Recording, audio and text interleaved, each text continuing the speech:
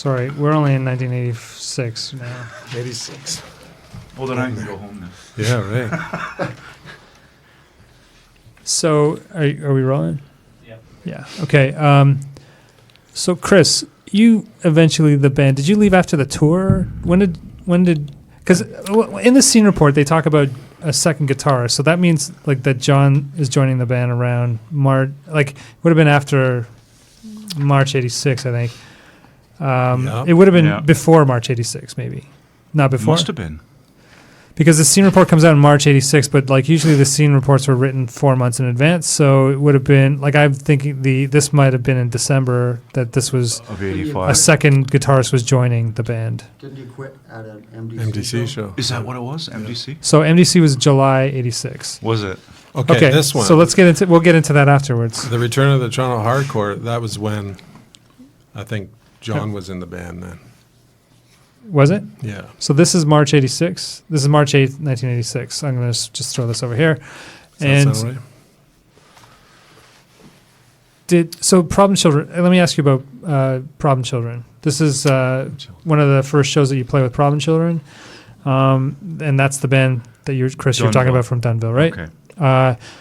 What were Problem Children like? Tell me about Problem Children. I don't remember.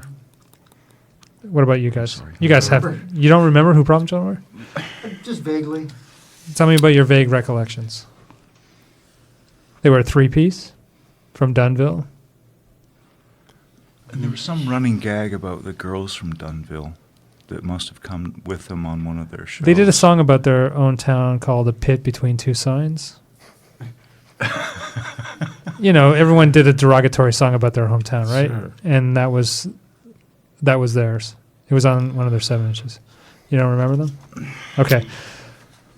This is also a ticket stub that we talked about, the Larry's ticket stubs. This is from that same show, and No Mind are on this. Do you remember No Mind? Yeah. Because you guys were talking about APB earlier. Yeah. Can you tell me about No Mind? What were No Mind like? Loved No Mind. They were great. Loved the drummer. My girlfriend at the time worked at Le Chateau with Dave, the bass player. Ah. It was Dave, right? Not Alistair. Alistair was the bass player. Dave was the guitar player. Oh, okay. It was definitely Dave. Okay. So yeah, I went Dave to several. Walsh. Dave Yeah. Walsh. Never knew his last name. Yeah, Dave Walsh. He played in Afakin, and then the guys from Afakin went on to become Living Proof, and I think it was Living Proof, right? Yeah. And then he felt pissed off that like they had all gone on and he didn't, so he started No Mind. Oh, wow. For God's sake.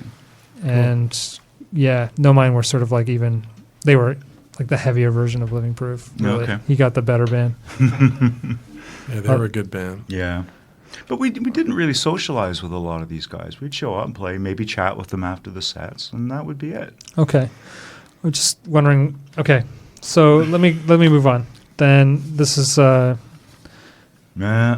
this is April 26th, 1986, and it's at a place called The Bridge. Can you tell me about that place? Which started out as the Starwood. It did. Then became Il Dico's, and very quickly became the Bridge. You got the last two parts wrong. Oh God! You got it right. It changed names. So it was the same place, 3 names: Starwood, Bridge. Then Il Dico's, right? Enzo ran Il Dico's. He did. Yeah. And he redid it. He renovated it. Yeah, I remember that. It was all black and stuff, and I remember you guys coming back from another tour, and I remember Brian singing in the bleachers. Oh yeah, sitting down. Yeah, yeah. Oh, the bleachers. But we're getting ahead of ourselves. That's later. That wasn't that a daytime show? It was. Yeah. And there wasn't many people there, but I was there. Yeah. But tell me about the Bridge. Tell me what that place was. Well, do you know, 3 or 4 years ago, I went to see Band in D.C., the Bad Brains documentary. No. And well, no, of course you don't know that. But, anyway, it was at the Bloor Cinema, at the Hot Dogs. Oh yeah. So it came out. Oh, it's across the street. And I said, the girl I was with, I said, humor me. Right, I'd love to see. It's still there. While it's still there, I'd love to have a look at it again, because it's a billiard room now. Yeah, it was just across the street. Have you been in it? I have. As a billiards. Yeah, Yeah, I've been there. But I just went in there, and all the lights were, the front door was the same, the tiled stairs were the same, and you got to the top, and it's brightly lit. It was Oh, yeah? whitely, you could see the ceiling and the structure of it, none of which was visible. And, there's the stage was there, and there's the side door. And you That's what thought, if these walls could talk. and I thought the time I spent in here, and Yeah. the good memories I have. Yeah. And I just came out with the strangest, just unsettled feeling. Yeah, sure. It was an emotion other than anger, and I still can't define it. Yeah. I don't know what it. And it lasted for days. That's why I tried to get you to come in, and have a look. And I just thought, wow, Yeah. I'd love to do that at Larry's, but it's been taken away from us. Yeah, it's- Or the Turning Point. It's been taken away by money. I feel sort of robbed. But that it was just. I didn't know what to expect. I didn't know I would feel anything as a result of it. Yeah. Anyway, that's my birch story. Certainly some loss. At Feels least like it's, some yeah, loss. yeah, but it's still there. At least it's still We there. played Yeah. a great many shows there. Yeah. And saw a lot of great bands there. Yeah. So, can you tell me a bit about where it was? Because it's in an interesting neighborhood Yep. that takes on it's the annex, which takes on it becomes an important neighborhood because it stopped the Allen Expressway. Oh, right. And it was because of that neighborhood that they fought it, and then becomes a very vibrant neighborhood that's very interesting and allows for a place like the bridge to happen, right, in some ways. But that can you tell me a bit about the neighborhood, like because they had like neat one things, block right? over from Lee's Palace, Yeah, so two big places within a block of each other. yeah. kind Lee's of Palace unusual. has history that dates back to the early punk scene as the Yeah. Rock Palace initially. Oh, was it? Yeah, Didn't know that. yeah. You and I were there the last Dead summer. Boys. The Dead Boys played one of their first shows there. Sure. No way. Yeah, Wow. and it's only a block away, right? Yeah. Block Cool. west. Yeah. Yeah. Other than that, no. That's Okay. The stairs the stairs. Yeah, So was another the place with stairs. stairs. and the back stairs. Those back stairs were the worst. Do you remember? So you guys talked about Enzo. He was sort of the later part of it. Do you remember the Yeah. guy Doug, Doug, no. who used to introduce bands? Oh shit! With the leisure suits? Yes, No. yes. What? Yes. Yeah. No. Yeah, I remember that. Yeah. What was it? Galbraith. Oh, fuck yeah. Doug Galbraith. What Yeah, the he was hell? called Doug Ildico at one point. He becomes a prominent spot on one of the later Sons of Ishmael singles, What? No. Yeah, I do nothing remember. about- and he's also sampled in it. Oh my god. Anyway, Yeah, I Okay. remember that. Sorry. sorry, I'm talking too much. I want you guys No, to that talk. was I'm trying to great, get you man. guys. I'm trying to prompt you guys Did to he get ever you talking. introduce you guys? I don't want you guys to. I don't want. I don't want to do all this talking, guys. Yeah, right. We were soldiers. We just followed orders. Yeah. I think I remember him introducing BFG, and I just thought it was ridiculous. Like, Yeah. Well, because he the tried to hell? take he tried Is to it- be like a showman, right? he must. This guy must be in BFG. He must be one of the characters It's of a gag. BFG. Like Cisco but- or something. Yeah. But it was legit. I was like, what? He was And he dating. was proud of it, He too, was right? dating the guy. He was dating the woman who ran the club. Oh, okay. So okay. that's why he was doing all the introduction because he wanted to have a part in it. Right? Okay. God. Okay. Yeah. Let me ask you about this band. Was Is Lost? Do you remember them at all? Just the name. Versus Los. They were around for a small time, but they have an important connection. Do they? Yeah, What? you don't remember it? No. It's okay. I think this becomes sort of Mike Marley and the Sailors, and then Jonathan Cummings like Rocktopus. They become Rocktopus in Toronto, and he moves to Montreal and becomes the Doughboys, right? Right. So, Was This right. Lost was the first Okay. band that. So, Oh, and wow. Oh, for some of the God's members sake. from Was This Lost were in Swindled initially, where they were part of the Pickering scene. So there's sort of different generations happening through Was This Lost, yeah. but it's an important band. Wow. Okay, you don't know about them. It's No, okay. no. Okay. Let's go on to the next thing. Let me ask you about this show where Chris quits. I do not have. Isn't that interesting? This is one I don't have a copy of. This is on Friday, July did you get 18th, 1986. You can keep that if you want. You get to play a show with MDC, and I feel like this becomes like a landmark show for you guys because MDC, to me, were this paradigm-shifting band Yeah, within the for hardcore scene. sure. They run our Radical Records. They do their own label, Yeah. kind of like you guys did. But they put out a compilation, the Peace compilation, Yeah. which becomes like one of the most important compilations that come out. Yeah. I single it as the second, one of the two, because the MRR comps and then the Peace compilation were sort of the compilations, and then the Boston Out LA also creates significance. Then we see, and they were behind it all, right? They were. Tell me about what it was like to play with MDC. Feels like They a show borrowed our that stuff. it feels right? like a show. I had They to- borrowed your kit. Your Had kit. had to lend him my bass guitar because his was fucked electronically. Yeah, they played Yes. the drum kit too. Yeah. Absolutely, it was awesome What? to see MDC playing my guitar on stage. It was like, oh. Yeah, right. Yeah, yeah. It'd be like a fanboy kind of. That was when I first got the Rickenbacker. He never watched it again after that. Yeah, Yeah, I hope that not. was after the fire. it was after the fire, right? So it was you said after the fire. Yeah. 'Cause The- I was playing the Rickenbacker then. So the So fire. the- So the fire that burned is named after happens before this. This MDC I show. think so, yeah. Because the fire burnt that guitar. Yeah. Oh, right. And that was the guitar I used to play, the white guitar. Okay, we'll get into this. But that's important to know that it was before this. Okay, let me ask you about something else about this. There's a guy. Sorry, what? Go I was ahead. going to say, that show was, I remember that show was so hot. Yeah. Oh, yeah. I want to. So you guys were mentioning the heat about this show. Heat, yeah. I remember I think it was New Music going to record Dayglo Abortions. I don't know if it was this show, but it was certainly a show that was very hot. And I'm wondering if you Who was recording it? New Music. So New Music was the television station. It was part of City TV. It was a music program. I that- remember them being there at a show. I remember CBC showing Daniel up. Richler came to a show at Larry's. I Yeah, remember so this seeing is him Daniel there. Richler was the host of New Music at that It time. wasn't at the bridge, though, that I remember. It was Larry's, I remember seeing And Daniel I Richler. think they got foiled and didn't really get the footage, or maybe got crap footage or something. But But it was like, Dayglo's. I totally remember that the walls were sweating. I remember Wow. it was hot and humid, and that sort of lines up with Toronto in July, Oh, my God. right? And under those Yeah, lights. I got Jesus video footage Christ. of these guys at that show. Yeah? Yeah. So the Dayglo Abortions play a pretty prominent role in Toronto's, or in Canada's history, and it's mostly Absolutely. for censorship, right? Yeah. yeah. What were the Dayglos like at that time? Do you recall them? Because they were pretty outrageous of sorts. I'm trying to remember the first time I saw them. Might have been at the DMZ.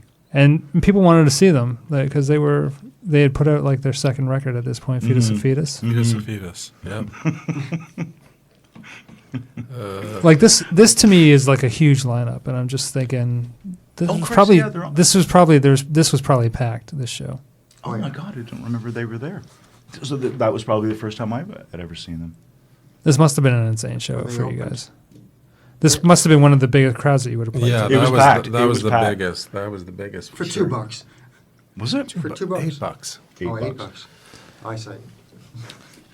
So this isn't a Don show. This is a Shithead show. And who was that? He was a promoter from Montreal, and he only did like a couple shows in Toronto. But the question, I guess, is, do you recall Shithead? Nope. No, never met I him. think that was our only They had dealing different- with him. So I was gonna pack up all this stuff there. Yeah, Yeah. if you want, go ahead. So at least whatever you lost that in between section, Yeah, the camera would have it. It's not gonna be great quality, but you'll still probably be able to use it. Yeah. Right. for sure. What- That'll be good. whole thing? Okay, Good idea. so you don't remember Shithead? No. Okay. Never met Because him. he had sort of a dodgy history. Did he? Yeah. So if you don't remember, it's fine. Mm. In September 1986, an interview with Hype appears in the issue number 40 of Maximum Rock and Roll. Another one? This is the cover. This is the interview. It gets. This is John. You remember that? Did the interview? So Sean does the interview, our engineer here, and did anyone write you because of this? Like, did you get any exposure? Like, do you remember this being something that helped you? It never, I don't recall it turning out to be anything for us. No. Because it's an American magazine and we're in Canada. No, but that was everywhere. But I feel know. like the biggest hardcore scenes were happening in the States, and I feel like to get in like the biggest fanzine in the States was probably a coup, right, of sorts. Our It would have big- been one of the first hardcore bands from Canada. We always to be in failed here. to get to the States, which is our biggest mistake. We should have gotten across that border. and But it was played tough to more. cross the border. So It in your was. defense, lots of people weren't taking that chance because like it was really, you basically might be getting your equipment confiscated, Yeah. all your merchandise We confiscated. tried, but Anyone with a drug conviction. Oh, we did Buffalo. That's Yeah, right. tried You to tried We to had play an aborted attempt at Buffalo and Yeah. didn't get across. No, Yeah. but did later to see the show we were meant to play. To. I've got the poster for that as well. I wanted That to was ask, funny. I want to ask you a couple of things. There's, I want to ask you about the role that, so Sean did a zine called Still Thinking fanzine. Do you recall Still Thinking at all? I do, yeah. Can you tell us about the zine? Nope. Okay. Actually, I might have a copy of it Yeah. at home, yeah. Can you tell us about the role that zines play in the scene? Well, when John joined, he was writing a zine, Oh yeah. Pirates of Doom. Pirates of Oh, Doom. for He was God's writing Pirates of Doom. Zines, well, they played a big role. Oops. Wow. Oh my gosh. Shit. Nice. So Yeah, I've just yeah, thrown yeah, out the yeah. Pirates of Doom I'd zines. forgotten all about that. Yeah, for sure. But this is prior to, so Don gets a column in this, Reuben's Ramblings, Does he? and Yeah. there's a hype interview in here, which we'll talk about in a few minutes. Oh my god. But Mike Marley. can you tell me a bit about so the Mike Marley is one of the bands that comes from out of Was Is Lost? Yeah, yeah. Can you tell me a bit about the role that zines play on this scene? Because I feel like they cover things that people don't like. So like Maximum Rock and Roll wouldn't have covered Mike Marley and the Sailors. They wouldn't have Right. covered No. hype to the degree that they did. They, BFG's in that Social Suicide. Like it's one of the first social suicide interviews I see. Cool. Scum from Montreal. Like Yeah. I feel Scum. like it. These zines fill in the gap where like bigger zines didn't get to go. Yeah, right? more Absolutely. localized, more national. Yeah, Yeah. when we would cross Canada on our tours, every scene had zines. It was great. Just buy them all up and read them about. You'd find all about the scene. Did you It get was interviewed great. by any? Yeah, Yeah, Larry's all the once. I forgot. I don't remember. Well, what across it was. Canada, we would get. On the tour, yeah. Yeah, always. Reuben's Rambling Tour. Yeah. So Don got a column in there called Sure, I've Reuben's never Ramblings. seen it. Yeah, yeah. They were great too. There was Yeah. some of them, like one of them I was teasing him about because he was talking about Pete Warner dying and he was Oh, trying wow. to sort of de-romanticize the, like he felt like there was a glorification Here it of the is. suicide, This right? is it, yeah. And so I was like, you think that was a bit harsh? But like he was making a point about like at the time because he felt like there was a trend going on and he thought, this is not the thing to be encouraging, right? Yeah. So I get his point. But anyway, regardless, I'm so I'm wondering about the role of zines, and then I'm wondering if you could tell us about Pirates of Doom because Pirates of Doom sort of has a relationship to hype. It certainly gets equated with hype, but I think Pirates of Doom happens before John joins hype, right? Seen it. I don't remember it. I think. They were a skate scene. Yeah, that was just before he joined. Yeah, 'Cause so. he stopped doing that. He wasn't doing that when he was in the band. No, No. they didn't happen concurrently. No, I've they have never seen Reuben's these. rambling in there and freaking us in here. Then, yeah, there was some. I've never Coercion. seen these. Uh, I would buy the odd because everyone would. So, make, sorry. go ahead. people would make them themselves and photocopy them and charge $1 for them at the shows. So I'd always Which is I'd mostly pick up just the odd one. Cost, right? Yeah, but they were just little things. So I've got a little stack. But that there's I also kept. lots of tidbits that you would learn from them. So, one of the things that we found in terms of an observation was that some zines were done by bands, and there seems to be an association with this because John does join the band. But I know that it doesn't happen concurrently, and I think there's a false impression that this was sort of like Hype's version of a zine. But there was a Youth zine, and then it sort of morphed into Civil Disobedience, and then there was a Young Lion zine.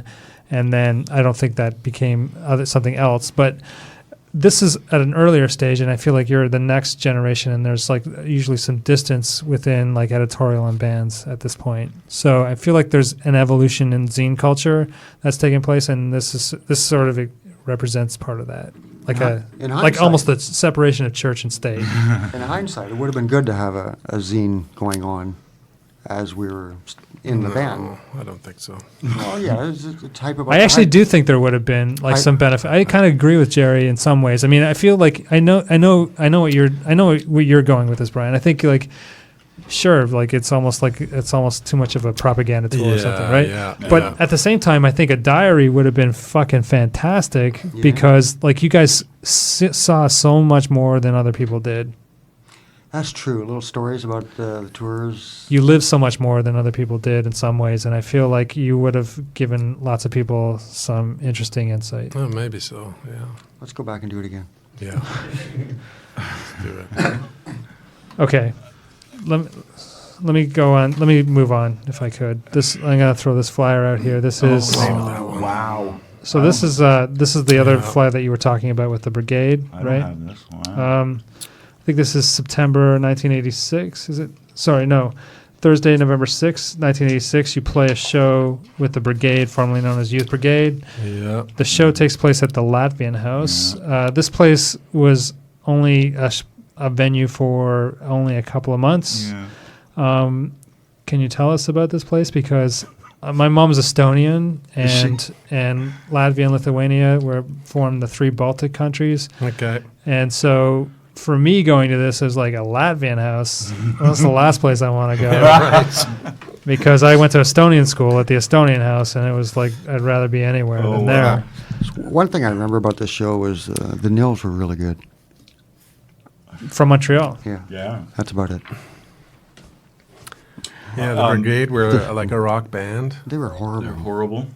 And the crowd started shouting them Yeah, down. they weren't just ordinary. They were horrible. Oh, you just want to hear the same old shit, but we've moved on artistically, and that just made it Yeah. worse. And everyone Yeah. went, oh, fuck you. Fuck Yeah, you. yeah. But at the same time, they had a point, because people were starting to get away from hardcore. Well, then they shouldn't have used the Brigade name. Yeah. I felt bad for them, because, what a horrible experience to have to go through. Yeah.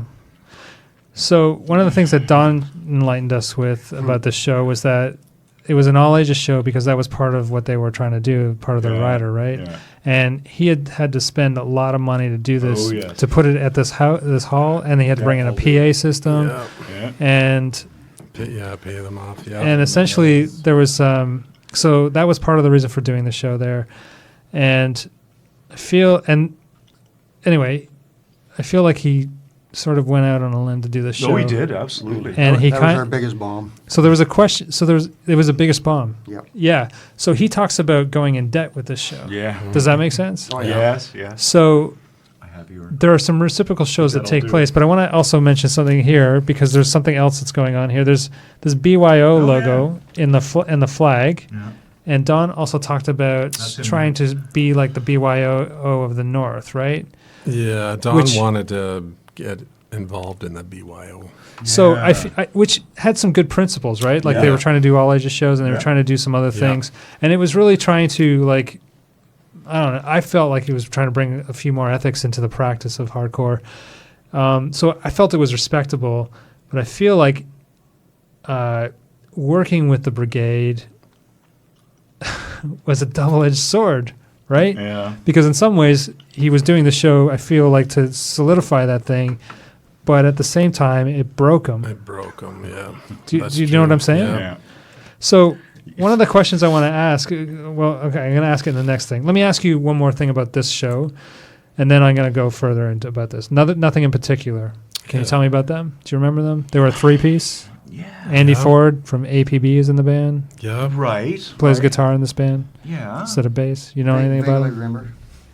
Okay. Did they do a 7-inch? They did. I think I have it. Yeah, it's on Jill's label, Lone Wolf. I'll have to look. It becomes one of the first releases on Jill's label. Oh, yeah? Yeah. Also out of Oakville, right? What? Oh, Jill, yeah. Yeah. Yeah. Okay. No, I don't remember. Okay, then much let's about that. continue. 2 weeks later, there's a second all-ages show that takes place at the Social Latvian Suicide. House. It's an all-local show. Was this a benefit show? Canadian hardcore. Yeah. I It's think there's a reason for that. show for Don. This was a benefit show to get him out of the hole, right? For the Brigade show that took place 2 weeks earlier. Right, yeah. Yeah, there is another poster with Which I have. which You've which got it is on your cut desk. out there that Don writes a It's nasty on the bottom note. here. Yeah, you'll have it. You've got it with the stuff. I have that one. And I have your editorial What is the nasty? comment. Do you know what the nasty note was? Well, Yeah, wasn't it was- that, he said, I lost a lot of money at this. No, Well, he's- yeah, it was like he He's saying, puts it's on. for me. He's disclosing. He's saying, this. I lost Yeah. a lot of money at this. This is To for explain me. why he's doing it. Yeah. You guys can't come out to a show, blah blah. Support the scene, blah blah. And on the back of which, Brian wrote a caricature and a whole explanation. Dawn, that I'll do it, as if it was a dear. tragic comedy play that had review. It's quite funny. You'll see it. Okay, but the thing I think of when I think of this show is that I think of a couple of things. One, I think doesn't it seem hypocritical of a band like the Brigade that preach building a scene to come through a town and suck it dry of its resources? Oh, yeah. What do you think? What are your Yep. thoughts? What are your feelings about the Brigade at this point? They were, when they were presented with the situation where there was no incoming money and they wanted their outgoing money, they were not open for any negotiation, not at all. He also said that they brought the nils, and you had to pay the nils as well, which was an unexpected expense. Yeah. So as great as you say they were, they also added to the bill, Mm-hmm. and it was only because of the Brigade. So let me ask you another question about But they this. showed up. They did their job. Yeah, but Yeah. they sucked. And they weren't a hardcore band anymore, and it felt like That's like right. they were taking money under false pretenses. Yeah. Oh, wow. Do you know what I'm saying? Yeah, absolutely. And for a band that preached scene building, they certainly they weren't building the scene; they were fucking taken out of it. Yeah. Never thought of that one. And I feel like it was, to me, it was very hypocritical. So I don't know why you guys aren't madder about this.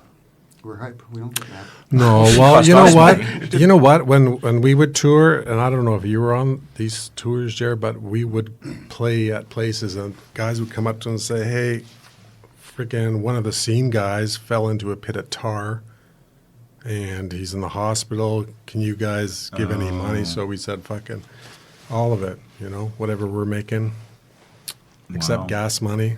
Wow. Take it."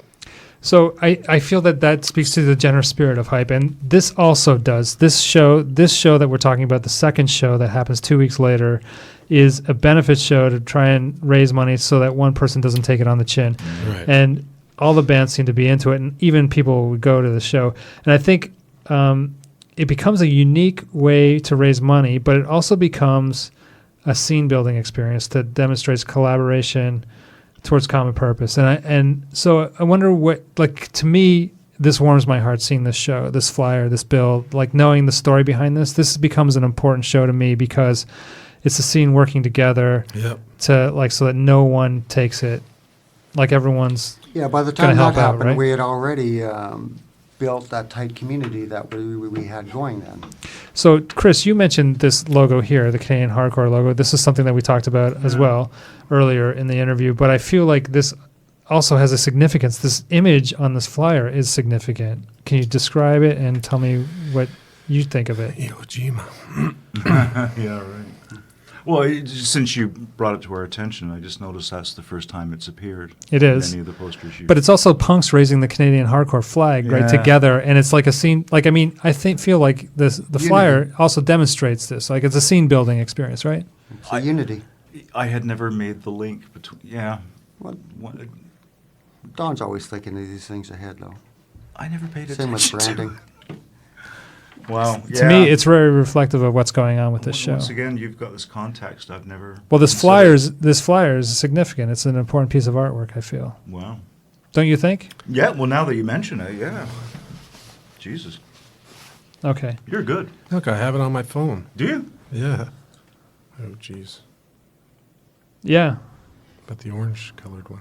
Yeah. Let's see. And there was probably more people at that show than the Brigade show. Yeah. Yeah, There was yeah. Well, the bands were better. The bands were better. Yeah. that too. Was I even at this show? Let me ask you another I think thing. Let me ask you Brigade had a something. rider as well. And when on the Life is Hard Then You Die record, you do a song called "Oh Canada." Can you tell us about that song? Don wrote it. Dawn's right. Don made us play it. Dawn is a patriot. If you hadn't already noticed. No, I didn't. No, I didn't. Really? I'm not being facetious. I didn't know that. He is a fierce patriot. I mean, I guess it does make sense when in hindsight, but no, I didn't know that. Yeah. So That's why all this And that was his very patriotic song. So let me ask you, because like I'm thinking of this in the context of the songs like Subhumans, O Canada, Yeah. and DOA's RCMP, which, you know, also demonstrates a passion for the country, but in a critical nature, like pointing out some of the problems with the country, because, you know, it's not all rosy. Yeah. Can you tell me, so it's not criticizing Canada, the song? Oh, Canada, I don't want to die. Oh, Canada, what's the reason why? No, it's mostly complaining about What- Trudeau, I think. Well, it's just gonna. It's isn't it superpowers? No, or was that a different That one? was super, there's, no, free trade. I don't know, there's too many. Too many. You did write a lot of songs, but there was a lot to say. I don't want to die. Yeah, I guess it's not that patriotic now that you mention it. Yeah, you're I not think going to it's die. anti-war. It was anti-war rather than anti-Canada, but Don is fiercely patriotic. But it fits in with the theme, though, of what was going on at the time, right? Because Yeah, like, there was absolutely. certainly a Cold War going on. Yeah. And there was, I mean, I remember in the States, there was talk of the draft coming back into play. Oh, yeah. And, you know, this was sort of filtering into Canadian politics, too, right? We were wondering what was going on. And I think in some way that's another part of Don's clever little planning of to have a song. Like he wrote "O Canada" because he wanted us to have an "O Canada" song, and that song was actually very difficult to write music to because it just didn't. well, if you really didn't know work. any better, you'd think it was the national anthem, right? Yeah, well, which is why it was started 'Cause it's that the way. Yeah. Yeah. But It does start off with the Yeah. riff Yeah. of the Canada national anthem. I've played it many times on Canada Day. Have you? I have. Oh, my God. You can go back and look at my playlist if you don't believe me. No, just... I've got hype tagged on my stuff, on my blog. I'm So- still listening to that Mexican hardcore show that you did. Oh, nice. It's different. Yeah. I just did a show with him on the first wave of Toronto punk. Oh yeah. Yeah, I'm gonna do the Toronto hardcore scene next for him. Cool. He does. That guy does a podcast on Pirate Station. So we've been trading off. He's gonna Oh, come and cool. do the That's next cool. wave of Mexican punk, and I'm gonna do the next wave of Toronto fancy. hardcore. Okay, so let me ask you about the song, because you also did a song called "Free Trade" on Burned. Free And- trade, yep. Can you tell us about that song? Because I feel like it's come up again with the John recent wrote that. election of Donald Yeah, Trump. John. That was a John song. Yeah. I think he stole the riff from. Who was it? Gangrene or something. yeah, Yeah. because he wrote the entire song, didn't he? Yeah. The music and words. Was there? I wondered if there was a concern about culture that was uniquely Canadian and how it would get sort of swallowed up by the States. Was it about culture, or was it about it being a bad deal for Canada? Because there was a lot of anti-free trade sentiment going on at the time. Yeah. That was about being a bad deal for Yeah. Canada. John was kind of political that way. Yeah. Okay. Yeah. But I feel like it fits also in the scene into the theme of being boosters for Canada, because Oh, it's absolutely. a defense of Canada. Yeah. It's a song written about a defense of Canada, Yeah. right? Overall, Standing we're up for very not. Canada. Overall, we weren't a very political band. No. But there's still things that come up regardless, right? Because you're punks. Yeah. That's right.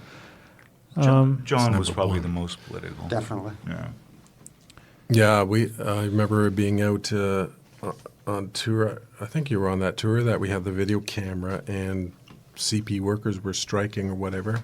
Take the camera right up to the striking workers, and what are you guys fighting about? And he'd interview them, and it was just crazy. was this on tour? Or? Yeah, on tour. Wow. This was somewhere in crap. I couldn't remember where it was.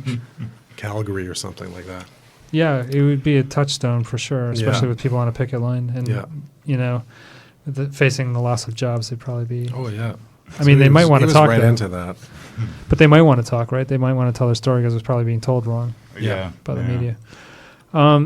So let me ask you a couple of other things about this flyer, because I'm going to go back to this benefit show. There's just two new bands on this bill that we haven't seen Senile with you Decay. guys. Senile Decay. Can you tell me about them? Do you know who? Nope. Do you remember them? No, No. because they did release a tape.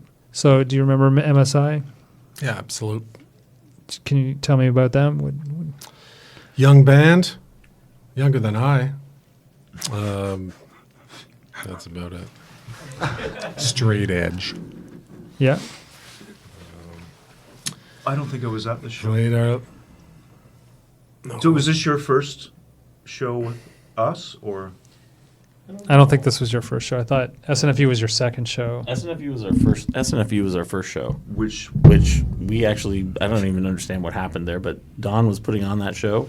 You guys were on the bill, and then Don took you Kicked off us the off. bill He and, was probably and mad wasn't at us. promoting the show and gave it to Al Ridley. And Al Ridley put us on the bill to replace you guys. And I don't understand.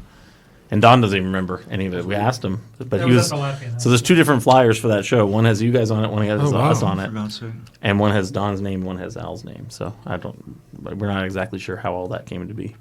Neither of them know, actually. The weird thing is Don doesn't know, Al really doesn't know. And we didn't know anything about the other flyer until we were investigating all this stuff. And yeah, the whole thing's strange. I mean, But this becomes the first time you play with MSI, so I'm wondering what your recollections are of them. I know I have seen you guys, but I don't think I was MSI stands for More Stupid Initials. right, and I've got Yeah. a 7-inch. But I don't think I was at that show. Okay. So on a somewhat related topic, so they were a straight edge band. You do a song called Cigarette Head, which is, what's that song about? That was That was a Sheen generally, song. yeah, it was generally inappropriate because Sheen wrote that before he met us, And he was a non-smoker. and he was a non-smoker at the time. the only one. Yeah, the only one. So is it like an anti-smoking song? Yeah. Oh, yes. Anti-smoking Oh, yes. song. So did you ever get accused of being a straight edge band? No. No. Jesus. You didn't? Okay. Well, Never. you partied, so Anyone who knew us. Yeah. Yeah. sure. Well, Jerry's joke was Fear had their second album, Have Another Beer with Fear, and Have a Jerry pipe says, with hype. Have a pipe with hype. That's clever. It was clever. All right. So the Canadian hardcore flag There it again, is the again. same logo. This is like a. Do you know who drew Okay. this? Do you know who Todd drew this? Stong, yeah, he was from, I think he was out in Stong? Whitby. Todd Stong, yeah, he did a bunch of our stickers. That's As an well. old loyalist name. Stong. It was at the Stong Barn in Black Creek Pioneer Village. Oh. Yeah, I've never seen this one. I've got this one, but not this one. Okay. Well, this show takes place a few months later. It's Saturday, February 28th, and 1987, different year, yeah. I'm wondering if is this another benefit show or do you know? No, see, I was out of it by then. You think it is? I didn't think you got out of the hole with the first one. I do think I think I remember this being another benefit show for you guys. Hardcore Hotline. So that's the next question I want to ask you about. This flyer lists the hardcore I've never hotline. seen this. Do you remember the hardcore hotline? at all? No. You don't remember it. Do you? Yeah. Is that, I- a, oh, is that a sorry. local number? Yeah. There was a Toronto- 763, that's the Toronto number. So my roommate used to run it Oh, yeah. for a period of time. Oh, okay. It was a phone line that you would call, and you would find out about shows. This is Alright. pre-internet for days, God's right? sake. Yeah, yeah. And he would go through flyers every week, and it was just an answering machine, and people could leave messages about shows that they were doing, and then he would add them to the next week, and he would also add other flyers, and it became like a resource. It became have you ever heard of anything like that in other cities? No, Because I feel no. like it's uniquely Toronto. Yeah. They Might Be Giants did a dial-a-song. Does that count? No. So, but you guys didn't know No, about it no. much, right? Because I feel like it's a unique resource that that's Toronto develops, unique right? for sure. Okay. But you don't, okay, so you have nothing to say about it then. Okay, let me ask you about, do you remember DOG? Death of God. Yeah. Vaguely. Do you remember, I don't. do you remember anything about them? No? I think they were a little raw, weren't they? Oh, we're getting up in the years. I don't I know. remember much. Okay. So okay. many bands. It's okay. Sorry we're doing this so late then. No. Okay, let's move on. So here's the third time you play with the Freeze. This is Saturday, With June Decimation. 6th, Decimation, yeah. 1987. This is Wow. where Decimation comes up. So Ildikos, this is the new place of the bridge, the new name of the bridge. Can you tell me about the band Decimation? Do you remember them? It says on the flyer X Direct Action, but I don't remember them playing much, if ever. I figured they were short-lived. I don't even remember. I never saw Did they even them. play? I know. Don't know. All that I remember of them is we stole their guitar player, Steve, from Decimation after Sheen quit. So when did Steve. Sheen quit? Oh, And why fuck. did Well, Shane we quit? put out this album, and then we go on tour, and then the last day, Jer and Sheen say, we're out. Was it the last day of the tour? Yeah. So is this your second tour? Did you do Yeah, 2 tours? second. We did 3. You did 3 tours. Yeah. Is it? I guess it must have been the 3rd tour then. No, second tour. When did? Where did you? Did you go out west again? Yep. Yeah. Would that have been 1987? Yes. Yeah. Did you go to the same places? Yeah. Pretty much, yeah. Yeah. Was it the same experience in Winnipeg? Yes. No, I think it was a no. Yeah, I think Yeah, it was someone. just- no, it was exactly the looked at same. it. Okay, yeah. You didn't go anywhere new though. Did people remember you from the first tour? I think so. I mean, our show in Vancouver was fucking massive. Our Calgary show was great. Edmonton was good. Yeah, we slept at the mall that time. The West Edmonton Mall. Yeah. Actually, yeah, Slept in Edmonton the was Isn't there a hotel Edmonton in was there? canceled. That's why we slept at the mall. hotels. No, that We was didn't get hotels. the tour. No, but I thought that was the reason why they built that mall. Like it's like supposed to be a destination place, right? It has like a Slept in the tidal parking pool in it. And Oh, yeah, yeah. skating. It Roller had like the coasters, didn't yeah. the Oilers practice there? Yeah, they did. That's right. I've been there once, but only for minutes. Let me ask you about. So the thing that we haven't asked is John joining the band. How does John come to join the band? John Barbizon. Don knew him through Pirates of Doom. I guess they were talking. And, He had a band, didn't he? yeah, it was called. Him and Dave were in the band called Ignorance. Ignorance. Yeah. Ignorance, and Bliss. Did they ever record? Did they ever record anything? I don't together? think they ever did. No. I don't think they ever did. But So how does Dave come to join the band? Like this must have been after Chris left. Well, I think immediately afterwards, right? yeah. Was it just because of John? Was John in the band at this point? Yeah, John was in the band. Yeah. And How long was John in the band before you left? About a year? Not even 6 months? about that. Well, we worked it out, didn't we? By going through the Yeah. about 6 months. Yeah. Yeah. Okay. No, 7, 8, almost a year. Yeah. So I guess when we stole John from the Ignorance, then Did Ignorance break up after that, or were they broken up? yeah, already? no, they broke up after that because we stole him. Then when we needed a drummer, hey, my brother. So got Dave in there. Okay. Let me ask you about. So in 1987, you record "Burned" at Soundpath Studios. Can you tell us about that place? Where was that? Yeah, it's a place in Oakville, and it was in a little industrial mall. Some other people had played there Spoon. or recorded there. Spoon Spoons. recorded their, The Spoons. The Spoons. yeah, romantic traffic or something. Yeah. Yeah. Right. Oh yeah, those guys. Yeah. They had a hit single. Yeah, and so They were we- new wave. Oh, yeah. And they were from Burlington. They had a Bloor and Young, the subway in their video. Oh yeah, That's right. Yeah. Anyway, traffic. yeah. But that was the only place that we knew of in Oakville, Yeah. and we thought, what the hell? So we booked some time. I think a Saturday or 2 Saturdays or so. Yeah, we only did it in 2 days. Yeah, 2 days.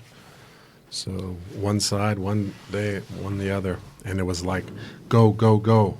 This is costing us money. We only have a certain amount of money. So a lot of it's rushed. There's some But mistakes. it was lots of well-rehearsed. How do you feel it differs from Life is Hard and Then You Die? Well, you The know what? second Some guitar people made all the said difference. Yeah. Big time. the second guitar made a lot of difference. Yeah. Big time. But we got it in crap. A lot of people would write it as a fucking overproduced fucking Oh, yeah. rock and roll. I go, fuck, It did man. sound bigger than you did Yeah. live. It right? did sound bigger, Yeah. and there was. I do think there was a reverb misrepresentation of you guys. Like I felt like there was a lot more power to your live set than like it felt like the sound was bigger on this record, but like live you guys were way more like you could just steamroller people, Well, and that energy was lost from the production. true on here. That is true because Rick Lightheart of the Spoons, whatever. But as you know, when we plugged in and started playing, he was like, What the hell? "What am I listening to? How am I supposed to He didn't produce get this? it. This is great, guys." Is that when you realized you should have got Brian Taylor? Yeah, absolutely. But we kind Yeah, of didn't that's want when to. we because- realized we had to give him instructions more than we wanted to. Yeah, and yeah. And give And guidelines. Neil wasn't there, right? Yeah, why wasn't? Oh, he was on tour was with on tour. Long John Baldry or something. Yeah, someone like Alice. that. Just Alice. So this record gets put out on Fringe Records. Can you Yeah. tell us who Fringe Records are? I just learned today it was Ben Hoffman Yeah, of yeah. the Record Peddler. Yeah, yeah. I did not know that. Yeah. What's the importance of the record peddler on the Toronto scene? Huge. Huge. It was In what the way? go-to place to find all this obscure shit. For information and records. Exactly. And to get tickets for shows. 'cause And all who the- worked there? Brian Taylor. See? It all comes. It does. How did you come to release a record on Fringe Records? Because not too many people got to put out a record on Fringe Records. Oh, is that true. right? Not many. Wow.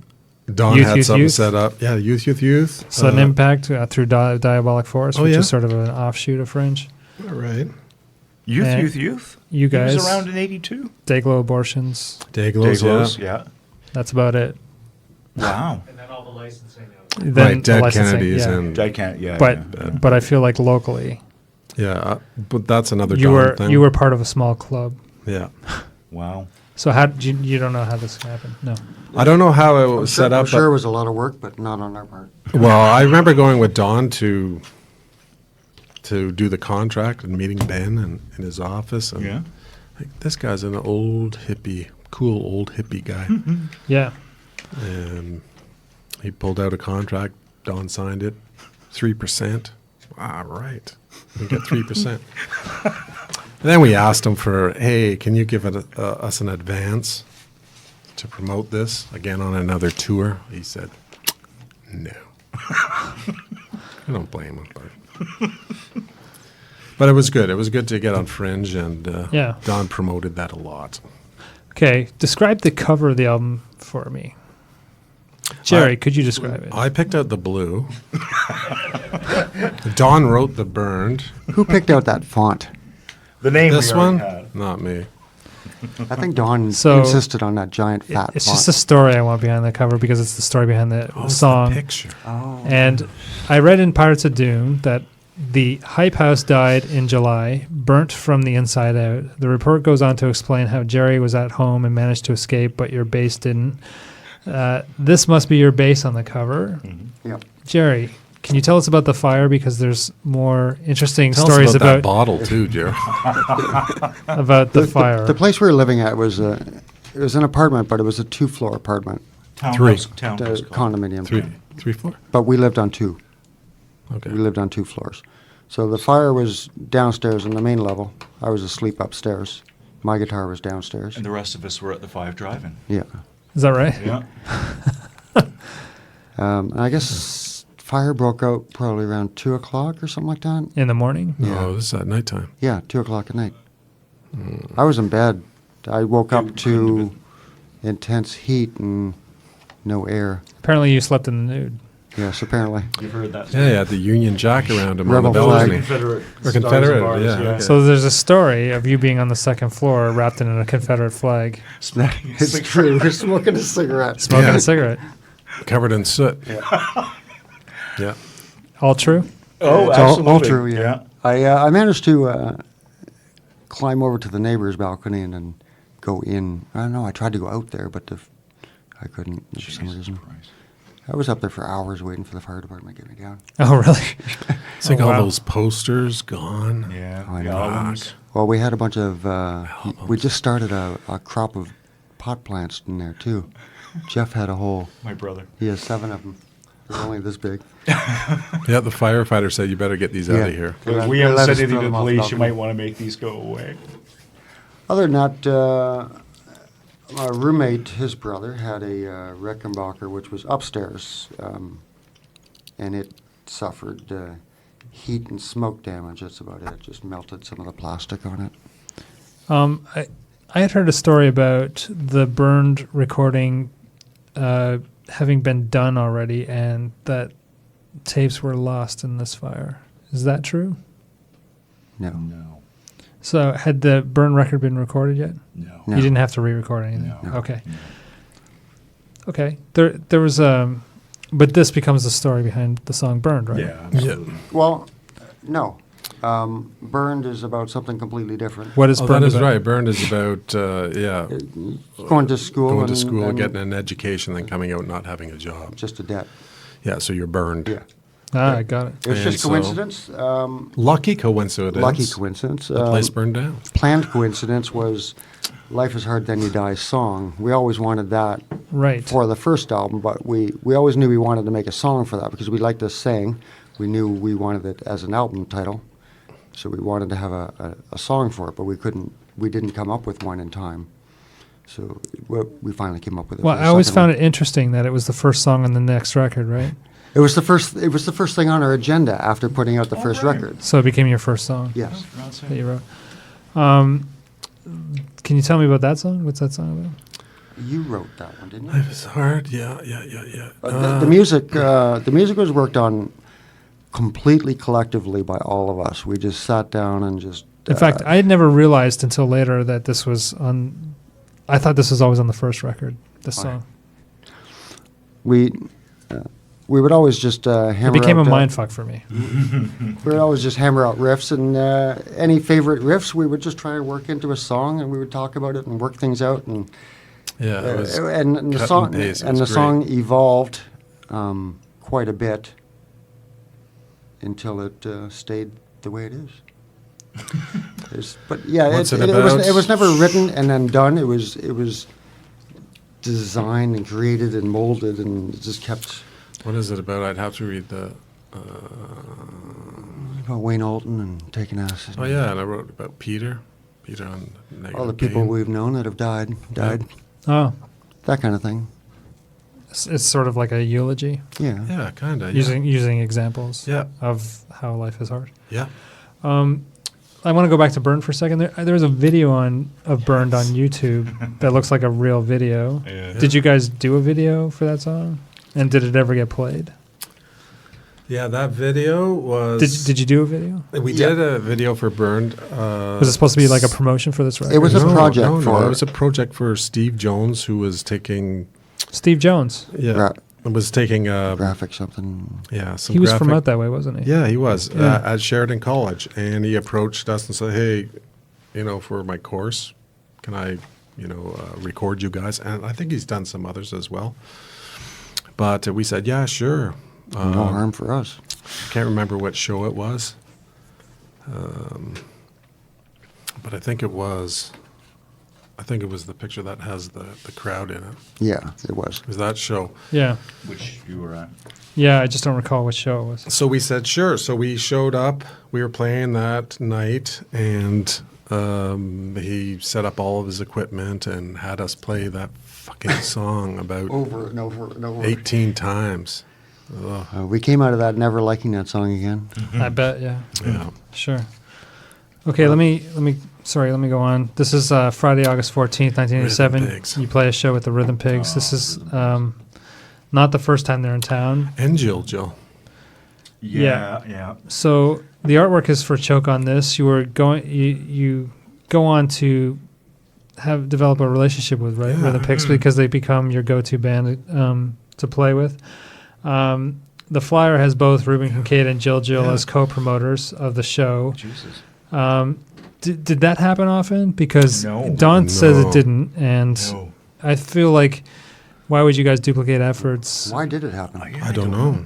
I think Don couldn't do the show and just handed it off to Jill. Oh, is that right? I think that's what happened. I think that's what he said. He had to be out of town for some reason. Yeah, But Wow. but it points to me the question is the question that I've asked earlier is that the two biggest promoters come from Oakville, and this is an example of them working together possibly, Cooperation. but not often, right? So, but I feel like because that there was always that separation, you didn't see it so much, and I felt like Oakville didn't get the play that it deserved because they were working separately, not together. yeah. Although this is an example where they work together. I guess I was living with. I might have been living with Don at this time at 132, and he was always talking to Jill. Was he? Yeah, and I think they even traded off some bands. Yeah, towards the end, they were totally swapping off acts and building things together. sharing all their resources, basically. Didn't we play with these guys twice? Oh, yeah. Yeah. Oh, at least twice. Yeah, And they then were this great. night, Sheen was living on Davenport Avenue, and his girlfriend at the time, his lover, offered to have them all in for supper. Oh, And she yeah. was gonna, what was it? She cooked Spaghetti. a big spaghetti dinner, garlic bread For the and Rhythm everything. Pigs. Yeah. And us, and there was about 20 of us there. I remember Jill was there, and it was just a great night. So they thought it was fabulous, and Yeah, then they sure. did the show, and the show was great. It was a lot of fun. Yeah, they were great guys. Yeah. Let me ask you about the song "Need a Handgun." That's a Can you Jo- tell me about that song? That's John's song. Fuck, what? Need a handgun. Need a Need a handgun. handgun, need a handgun now. I had a double vocal of that thing. Oh, yeah. John would write lyrics this long. John had went to to squeeze it. university. Yes. We didn't. He went to the. school I in- went to school with him. I was you? at the same time. We were Oh, both for at God's York. sake. Yeah, John had a lot. John wrote a lot of lyrics, like more than we could come up with music for. But I felt like it was an important song because it recognized the difference between the gun laws between the states and Canada. No, Yeah. this was a song about America, wasn't it? Yeah. Yeah. So, have you seen Michael Moore's Fahrenheit 9/11? Yeah, I've seen all of those. Because there's an underlying theme to that about the premise of the film by Barry Glasner, who wrote the book called Culture of Fear, which happens to explain the difference in gun violence between Canadians and Americans. I feel, when I saw that film, I immediately thought of you guys because I felt like you get vindicated by this film because there's a whole film explaining this song Need a and handgun. someone's. I don't know. Did you feel that? Because I felt it on your behalf. If not, if you didn't feel it, Thank you. no. Honestly, I never thought much of the. Of what? I never really put much thought into the content of that song. I mean, one of the Says points a that gets lot. made is that like Canadians per capita carry guns more often than Americans, right?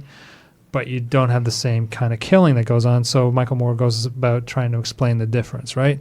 And one of the difference that he comes up with is that America has built a culture of fear, and it's the culture of fear that it makes them trigger happy. Agreed. And I feel like Need a Handgun sort of leads to that a little bit. Absolutely. I feel like you guys were forerunners of this because your song comes out long before Fahrenheit 9/11 comes out. It's part At and least a parcel with decade. the free trade too, with Which was also, the things that are happening across the border. yeah. that- Yeah. Oh, censorship. Credit John for that, Yeah. you know. Okay, let me go on. This is Friday, May 13th, 1988. You played a show at the Silver Dollar. What was the Silver Dollar like? And I'm asking this on the day that the Silver Dollar announces it's being closed. Oh, Was it? Yes, Damn. it's happening today. You didn't see this? No, but they were supposed to get a reprieve. No, it's closing. damn. Oh, good. It's a landmark. It'll make a great condo. Yeah. Will it? We don't have enough of Parking those. lot. There's a, Everyone wants to live next to the Scott Mission. fuck me. Dayglo's and Hype. Was this the Fringe show? I know we did a Fringe show. It certainly suggests it might have been because you're both bands on Fringe. Okay. I wish I had gone to see Hype after I left. That would have been me. Yeah. But the question is, what is the Silver Dollar like? Because the Silver Dollar also plays a role in Toronto's punk scene. I've never played there. Well, you So- were out of yeah, the band you by this did. point? He was out. I think Dave Cornelius from Direct Action was in playing Ah. bass. Oh, right. So how does Dave come to join the band? Sheen used to golf with him. No, that's not how we joined the band. Sheen was out too, right? Yeah, Sheen and I quit at the same time. Yeah. They went golfing together, didn't they? Why did you quit the No, band? Dave was a golfer. Why did you quit the band that you founded? Tell the real story, Chair. The real story is, Don't say Denise. no, the real story is that it just got to the point where it stopped being fun. It was like Chris was talking about with The frustration part. the of it? frustration. We were getting busy. We're getting lots of shows. We had to play a lot. We had to practice a lot. Isn't that the goal of every band? And we had to pay for our some practice ways. place, so we're constantly having to Work. go, yeah. And That you're on the all the treadmill. members of the band were It's a treadmill. moving farther and farther away from each other. And it was getting really difficult to get everyone together. It was like, It was a chore for it sure. was. Yeah. Everyone complained, and when you finally got them there, it was just shit. I just, both Sheen and I, we just felt we lost our momentum, and there was no fun, there's no joy in this anymore. It was just, we'd become a business, not a band. Yeah. Right. And that's where all of the joy stopped. So, but Brian, it sounds like you tried to keep this together a bit. Yeah, well, when they quit, John Barbison and I, we said, "Do you want to keep this going?" And he said, "Fuck yeah, okay, we'll just keep it going." So, how Dave Cornelius Came to the fold. came to the fold, That's probably I'm not Don sure. again. It's probably Don through his connections. So, he got Dave Cornelius. Is Don still managing you, Yeah, even though his brother's out of the band? yeah. Interesting. Dave Yeah, Cornelius and Rob from Youth. So we both went to Big John's Sandbox studio. Rob Mallion. Yeah. And so there we were jamming. I think we jammed twice. Rob wanted to do, get away from the hardcore kind of music. Great guy. He had his own trajectory. And I think we were stuck in the hardcore mode. So we got Steve from Decimation, also through Don, and he joined, and from there we practiced some songs, we wrote some songs, and we toured once again. So how long was this lineup going for? At least a year? Less than a year? More than a year. More than a year? Yeah, Okay. yeah. There's another show here I'm going to talk about. This is Desperate Minds, Death Sentence, and Hype playing at the Silver Dollar. Desperate Minds were from BC. Yeah. And they were part of I felt like they were part of an unofficial BYO kind of movement a little bit. They put out their own record. Yeah.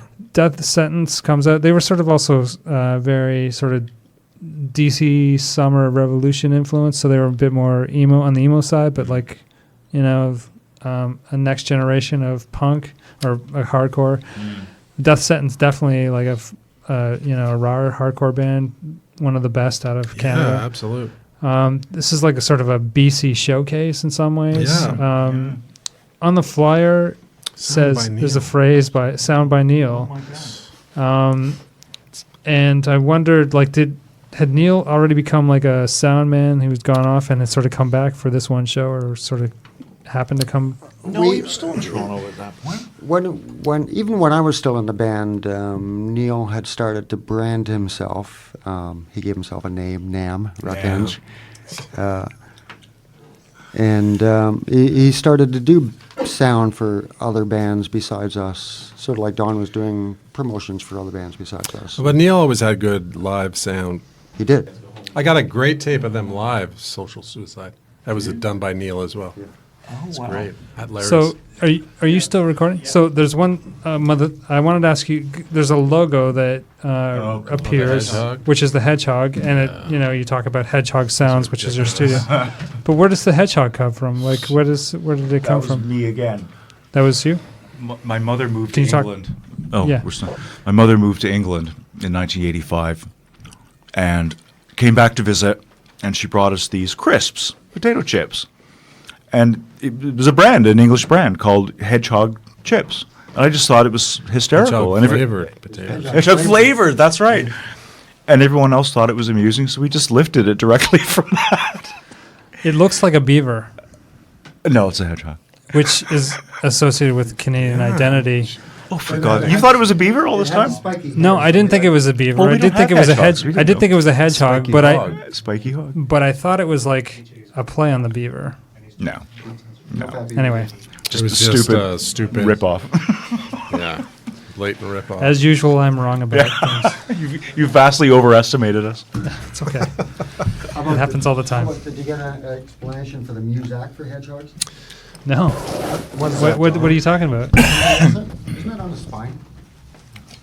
On the edge. And Is it isn't there- unburned or? Yeah. Oh no, I know what you're talking about. Yeah, yeah. It's on the spine there, isn't it? Yeah. What is that about?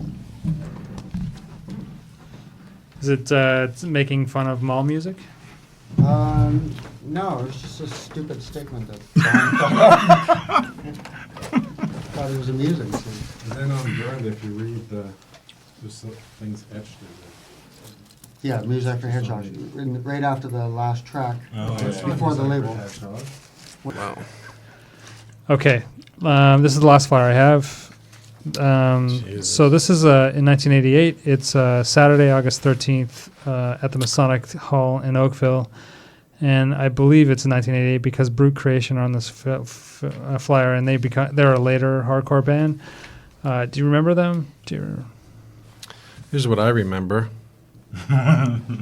No booze, no drugs. No, just the drugs. I was high on life back then. I couldn't. What are you shaking your head about? I don't recall that at all. Oh, that's how high you were. Yeah. Okay.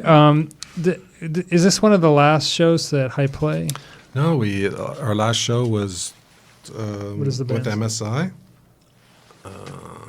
at the Slither Club November 12th. Don't know. But Yeah, yeah, no. I haven't done my MSI research yet.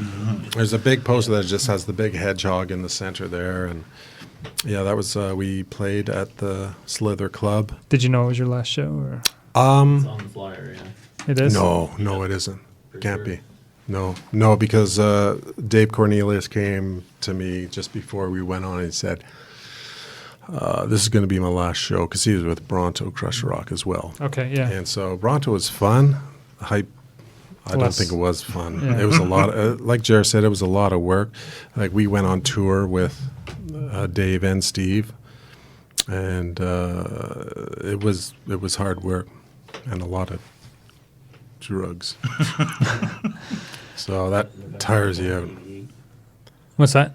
November 12th, 88. November 12th, 1988. Okay. So that's just after. But this is like a curious show because it's in Oakville, right? It's at the That is so Masonic Hall. strange. That is so strange. And we talked about an early Masonic Hall show, but there's no way the Brute Creation would have played an early one. Oh, that's crazy. So, and the Fringe thing is here, so it had to be after 1987, right? And We Bite, yeah. Yeah, right. How did the We Bite thing come together? Do you know? Someone. Were you going to go on tour? Because Well, Don talks yeah. about you guys going on tour in Europe. Yeah, yeah. But what did We Bite put out? Did they put out the Burned record, or did they put out Life is Hard? First, they put out Life is Hard, and They put out both? Yeah, they put out both. So they So were having good sales. they were ramping up to do a tour with you guys. Yep. They said, or Don said, "Hey, can we come over?" He gave a certain Window? time frame. They Yeah. said, "No, everyone's on holiday then." So I don't know when they go on holiday in in Europe. the summer. Summertime. Yeah. And that's when we wanted to go, and no, don't come. You'll get stuck here. So Playing to nobody. we shelved that, and then we died. So yeah, okay. So Dave went off to Bronto Crush Rock, which he said was a funner band. They just get together in Toronto and play a couple gigs here and there. So I said, So what happened to Dave Barbazon? Dave Barbazon, yeah, I think in the 90s, early 90s, he was in a house fire in BC. in Vancouver. I thought it was Vancouver. Yeah. Yeah, there was I guess there was a party. He was asleep upstairs, and a fire started on the porch, wooden porch, and the house is back there or over there. A lot of the older ones are wood, so it just went up. I think someone jumped out his window, broke their legs, but he didn't make it, which is a So shame. the It's fire, tragic. the fire seems to be this recurring thing Yeah. in Hype's history, Yeah, right? So there's the absolutely. fire of the Hype House, then this fire with Yeah. Dave, and then Don also talked about a car going up on fire. Oh yeah, the Cordoba. That's right. At a It's all gas about station. fire. I was Well- with him that day. That was funny. At a gas Yeah. station. Well, and how many punk drummers? What's that? How many punk drummers died by fire? Isn't one of the DOA Yeah, you're drummers? right. Ken Lester did. And yeah. who else?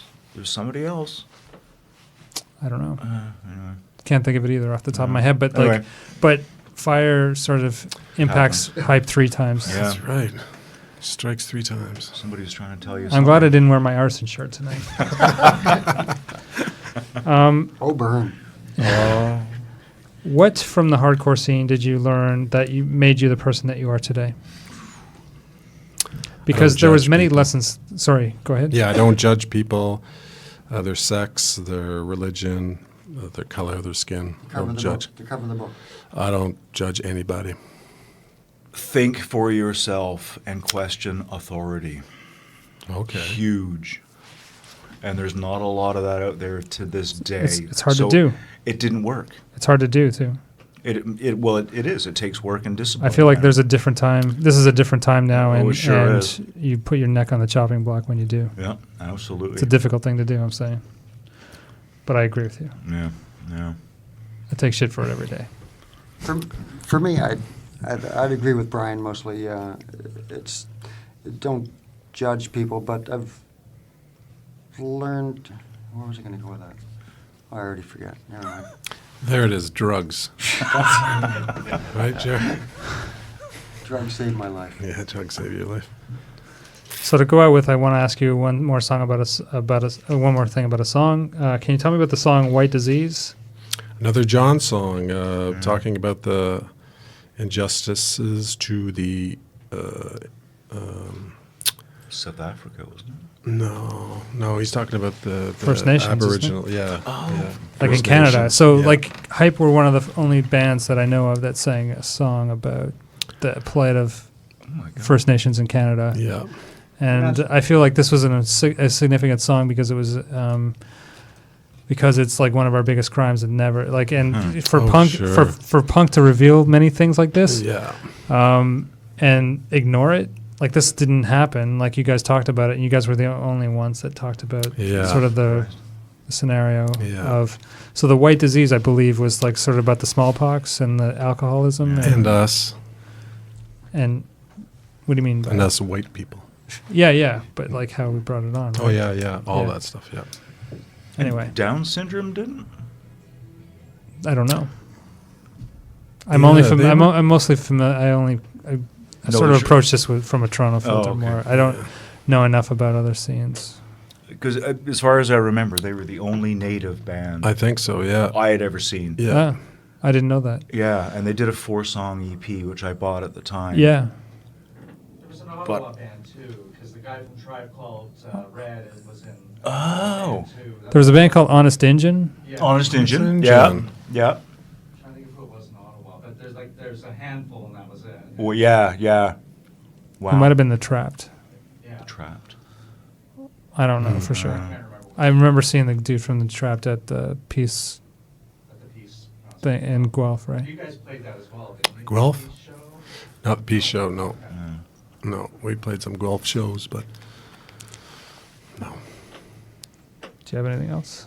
That's it. Thank you. Thank you very much. Thank So you. I don't feel like we were much help. Sorry. You know. We were just soldiers. Yeah, we're Is just that what you feel about this? Yeah, because I mean, You don't think I think you've given us more than we've given you. Yeah, true.